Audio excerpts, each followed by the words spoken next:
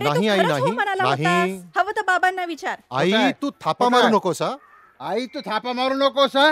बघ अहो काय बोलताय तू थांब ग. सत्या तू मला सांग. तुम्ही आधी मला सांगा. थांब जरा. सत्या ही बोलत होती की नाही त्या भूर्दंडकराशी. भूदरगडकर तेच ते. नाव सुद्धा नीट घेता येत नाही आणि अरे उगाच आरोप करत सुटायचं.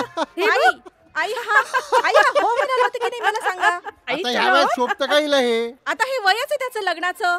अगं तू थांब ग जरा. दुधूत अहो, दुधूत थांब. दुधूत. काय? तू मला सांग ती बोलायला गेली होती की नाही त्या भूर्दंडकराशी. भूदरगडकर तेच मी ते. तर आजीला म्हणतोय की लग्न कर त्यांच्याशी.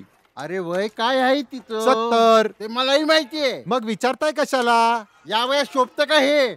एक्सपेरिमेंट करून बघायला काय हरकत आहे. अर्धी लाकडं मसनात गेल्यावर एक्सपेरिमेंट. कुणाची अर्धी लाकडं 20 वर्ष मरत नाहीये मी. आजी तू बोल आपण कोर्ट मॅरेज करू. हे बघ लगेच. आहाहाहा.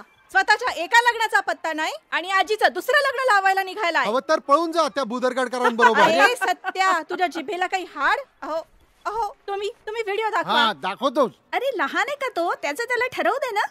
अरे सत्या माझ्या सगळ्या मैत्रिणींच्या मुलांची लग्न झालीयेत. आपल्या सुनांबद्दल त्या काय काय सांगत असतात माहितीये तुला.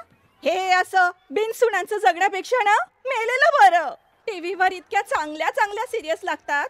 मला ना त्या जान्हवी सारखी सून हवी होती पण माझी एक सुद्धा इच्छा तू पूर्ण करणार नाहीयेस का.